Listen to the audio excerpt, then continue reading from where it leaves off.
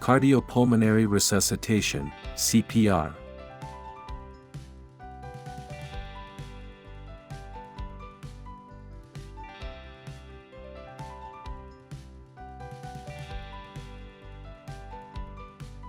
In the case, a student collapsed while running on the sports field. If you were there, what would you do? What can you do? What should you do? In this lesson, we will learn how to correctly perform CPR. The CPR procedure involves several steps. 1. Scene assessment. When rescuing the patient at the scene, first determine if the environment is safe. Use a combination of sight, hearing, and smell to assess safety.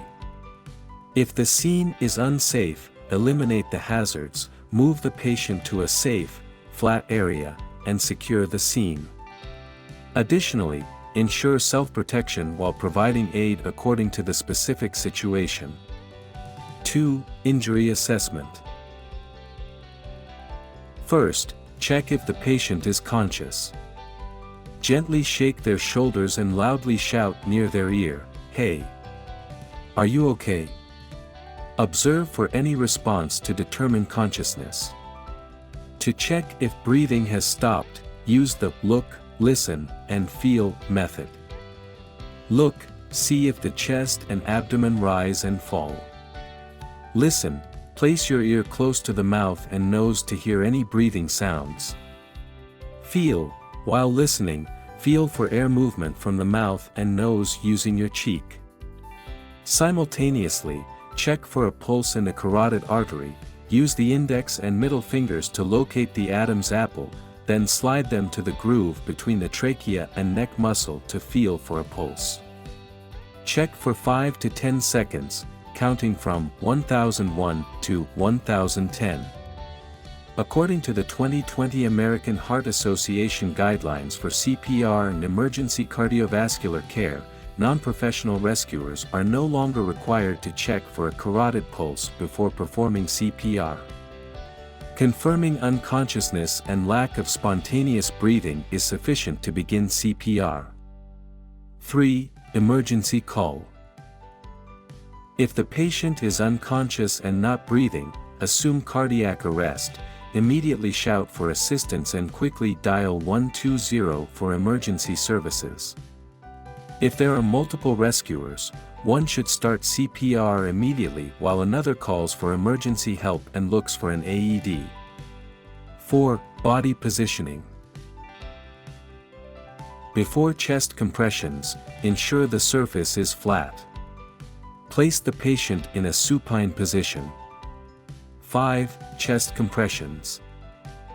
Position, in the center of the chest, at the midpoint of the line connecting the nipples, lower half of the sternum. Technique, place the heel of one hand on the compression site, stack the other hand on top, interlock your fingers, and keep them off the ribs. Posture, keep your arms straight and pressed down vertically. Ensure the elbows remain straight, lean forward, and align your upper body in a straight line with your shoulders positioned directly over your hands to ensure the compressions are perpendicular to the sternum. The heel of the hand should remain in contact with the chest wall during compressions. Using the hips as a pivot point and leveraging the lever rule, skillfully use the strength of the upper body to press down forcefully. Depth, compress the chest 5 to 6 centimeters for adults with a normal body type. Rate, compress at a rate of 100 to 120 times per minute, counting out loud, 1, 2, 3. Ratio, perform 30 compressions per cycle, completing one cycle in 15 to 18 seconds. Maintain hand position throughout. Each cycle of 30 compressions should be followed by 2 breaths. 6. Airway management. Before opening the airway, check the mouth for any foreign objects. Ensure the patient has no spinal injuries. Turn the patient's head to one side and clear the mouth of any foreign objects. Check for neck injuries, then return the patient's head to a neutral position. If there are no head or neck injuries, use the head tilt chin lift method to open the airway. Procedure. Place one hand on the patient's forehead, using the heel of the palm, the side of the hand with the little finger, to press the forehead and tilt the head back.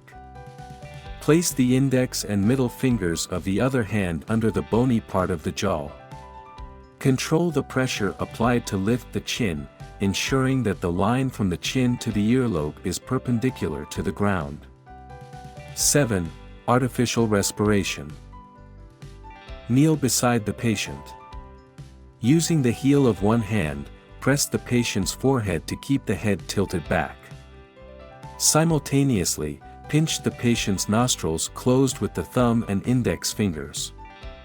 Take a normal breath and completely cover the patient's mouth with yours, ensuring an airtight seal over both the mouth and nose. Slowly blow air into the patient's mouth while observing if the chest rises and falls. Each breath should last about 1 second, counting 1001.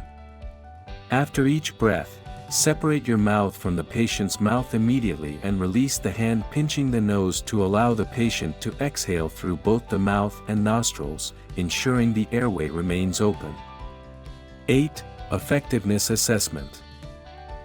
After clearing the airway and performing artificial respiration twice, follow the 30:2 ratio for chest compressions and artificial respiration. Complete 5 cycles of CPR, 30 chest compressions followed by 2 breaths per cycle, within 2 minutes. Check the patient's carotid pulse and observe for signs of spontaneous breathing recovery. If unsuccessful, continue CPR until successful resuscitation or until professional help arrives. 9. Post-resuscitation care. If cardiac arrest is reversed, straighten the patient's clothing, comfort them, reduce their anxiety, and properly position them with their head turned to one side. Finally, let's recap what we've covered today. The CPR procedure includes scene assessment, injury assessment, emergency call, body positioning, chest compressions, airway management, artificial respiration, effectiveness assessment, and post-resuscitation care. Adhering to proper and standardized procedures is essential for conducting effective rescue operations and represents a fundamental skill set for all rescuers.